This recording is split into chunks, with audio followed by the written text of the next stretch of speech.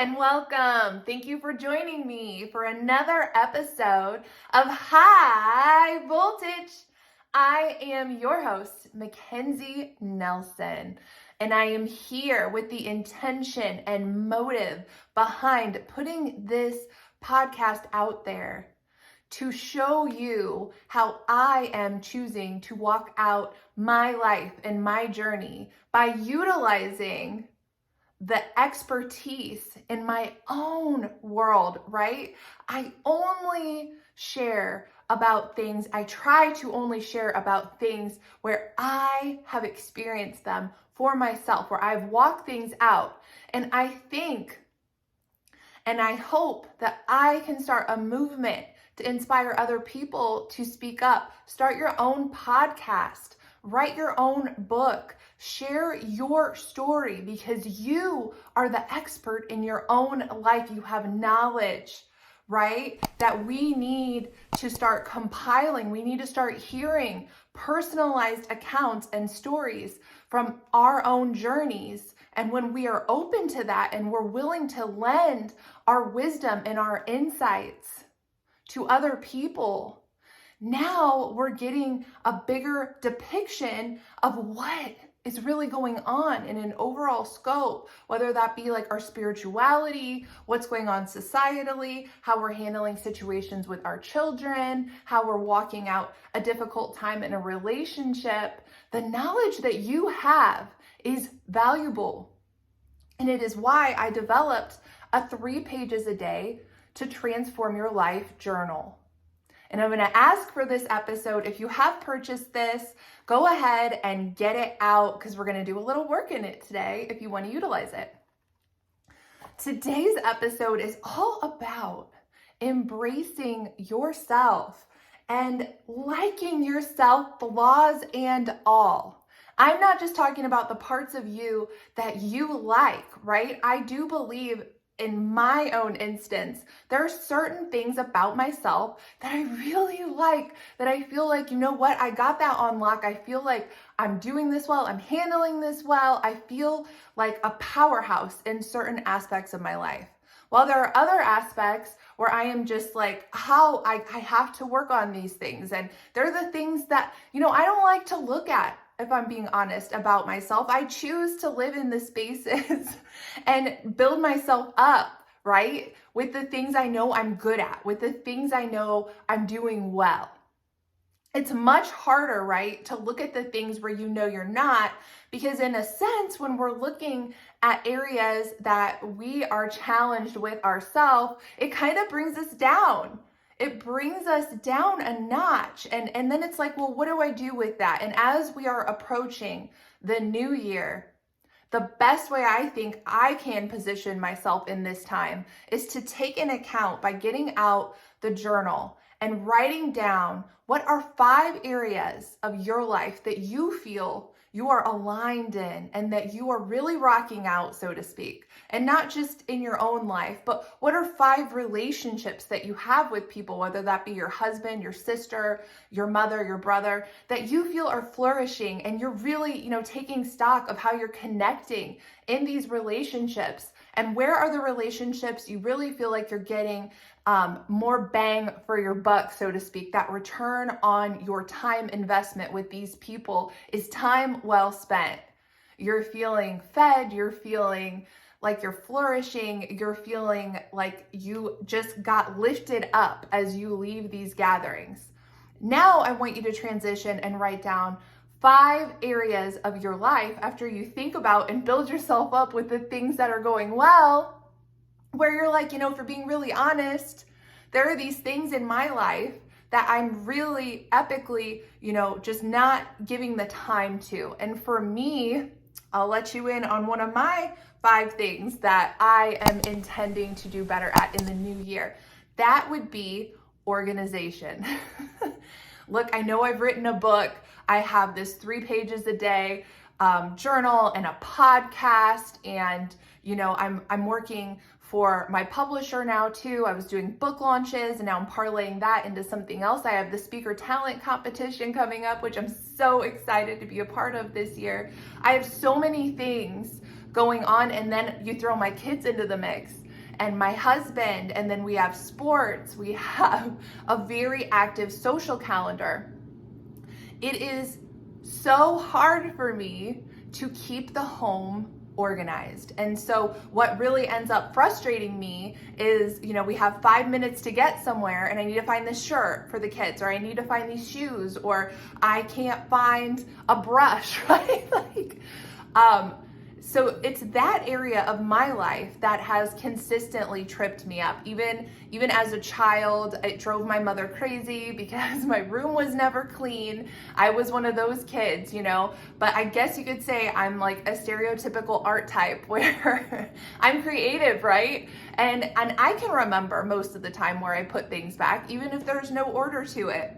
However, I'm looking at streamlining this process and bringing in some people who have some more expertise to help me get my house in order. Not just in order, but in a working order to where we're no longer frustrated, right? By not being able to find this or find that. And although that might happen from time to time, it certainly should not be the way that we are living our daily lives, even though things are busy. So that's one area that I am definitely going to be intentional about streamlining this year. And also when I go and I look at the health realm of things, I work out with a personal trainer. Shout out to Power Zone. Shout out to Yvonne Greer. Could not be the strongest, best version of myself without getting those endorphins going, you guys. A good workout for me just is like a fresh mind reset. I walk out, I feel better about myself because I know I'm taking the time, right, to get that workout in. I'm doing something my body needs. And the reward I get for that is I feel like I have a better perspective. I feel like I can think clearer. There's so many health benefits to just working out. And I just work out 4 times a week, about 45 minutes with a trainer. And I'm looking to up that game. I want to get some more cardio in this year. So I'm always trying to look at areas, especially this time of the year, where I can fine tune and I can do a little better, while also giving myself grace for the last year. I know I've had a lot going on. I published a book, we've had children, we've had all these different things. So when you're looking at the 5 things you want to work on, make sure you're not tearing yourself down. Make sure you're like patting yourself on the back and say, hey, you're adulting. And adulting is challenging, especially in the times we are in. Life is moving at the speed of light, and we all have things. Every one of us have things going on in our lives that are very challenging for us. And it's almost like this juggling act where it's like you give a certain area some attention and you're trying to do better there, and then the other area of your life that you were giving more to starts to slip. So you're like, oh, let me get back over here. But you're not in it alone. It is this existence called life that is always, it's always moving, and we're always over here best intentioned and wanting to give everything our all. But we have to understand that we are finite. We can't be everywhere at the same time. We cannot be everything to everyone. So in order to fully live, I believe, your best life, you really have to prioritize. You've got to put people at the top of your list who belong there, like my husband and my children. They are my top priority, people-wise. Everyone else comes after my husband and my children. My husband and my children are covered, taken care of, and squared away. Now I can look to these connections with my friendships and those type of relationships. But first and always is, what do my kids need? Have all of their needs been met? Has everything that they feel concerned about today been talked about? Do they feel, have I reminded them that I love them? Do they know no matter what they do, no matter how they act, they are loved fully? And I would say, yes, I would say my children really get that about themselves. And I'll tell you another insight to my parenting that we do in this home. We really encourage our children with positive reinforcement.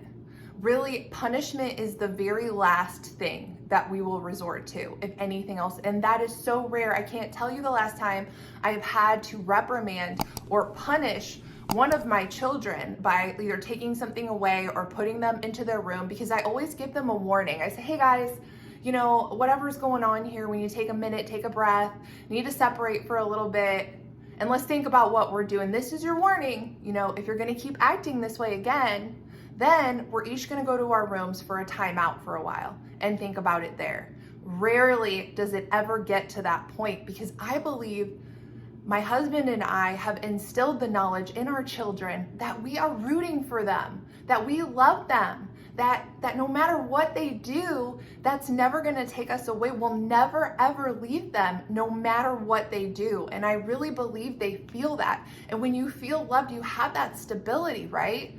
And you're able to take that love and give that to other people, because you're able to embrace yourself. You're able to like yourself. And I think a lot of times, if you have that negative self-talk going on, you need to rewind and you need to go back through your own journey and look at what the blueprint your parents gave you was.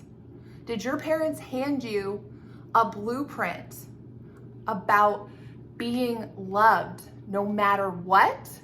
Or did they hand you a blueprint that said, you know, if you do everything we say, then we will love you? Which blueprint were you given? Because that starts to set in at a very early age. There's so many psychologists who've done research in this department that it gets stuck in your mind how you are taught about yourself.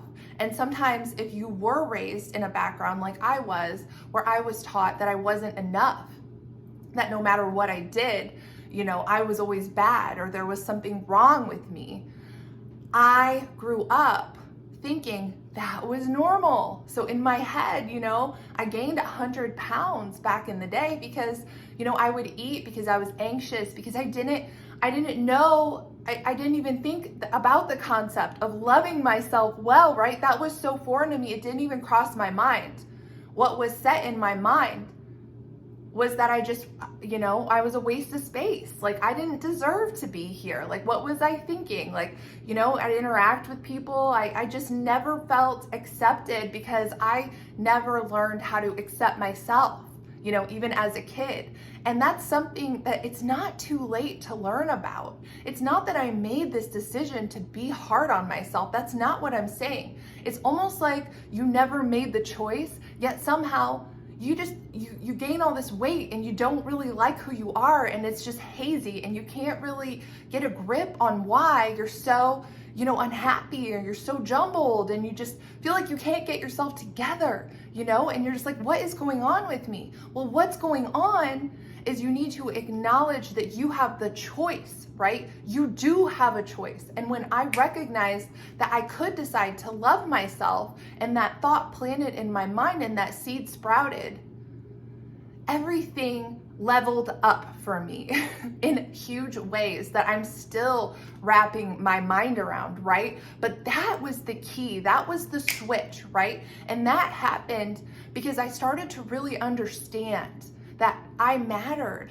right? And that I had a lot to bring to a room. And are there still things about myself that I'm working on, like my organization?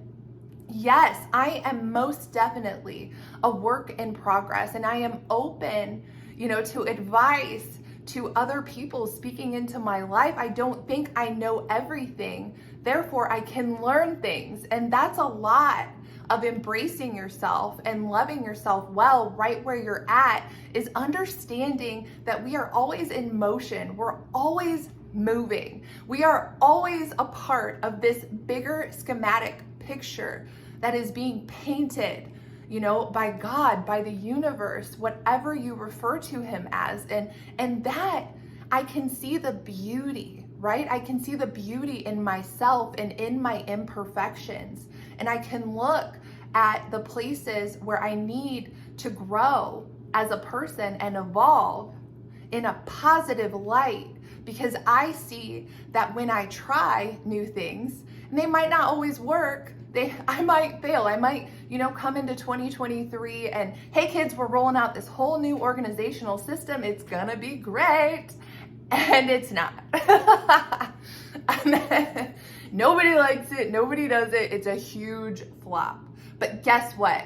Now I know one more thing that is not going to help me keep the home organized. I have one more thing I know that doesn't work, and that is knowledge, and that is power. And also, I've started to address an area. It doesn't mean you have to know how to fix this area. It means you have to try to fix that area, try to do better. And it is in your effort and in your attempt, right, to do better that is honoring God, because he sees your heart. He sees how you're pursuing, right, a better way to live your life. And that really pleases him when we posture ourselves in a place of openness to approach new challenges. And it really gives it such a positive spin because it makes it more exciting and almost more adventurous. And that's how I try to sell, new things I'm doing to the kids. Like, hey, we're starting a new adventure. And Vada, my 5-year-old, almost 6, coming up, her birthday's coming up very quickly, is like, great, we get to try something new. All right, I'm in. And Lincoln, who's 11, has heard my adventure speech probably more than he cares to admit, is over there like, oh, what are we doing now? I am not saying I have a perfect system mapped out, but what I am saying is that's not the goal for me. Perfection is not my goal. And perfection is not possible, right? In this life, no matter how hard we try, we will never, ever be perfect. So when you can lay that to rest and understand that perfection isn't even possible, we are imperfect. I believe God is perfect. And in terms of the perfection that we're trying to bring into our space and into our life, he is it. He is that perfection that you're desiring. It can't happen here and now in your body. This will never be perfect, and nothing you ever do will be perfect. But that perfection you desire is that relationship with God, with Jesus. You can talk to him. You can know him, and he wants to come into your life and help you fully love and accept yourself where you are today. So embrace yourself. Make the decision. You have the choice. It's a cognizant, conscious decision to choose to like yourself.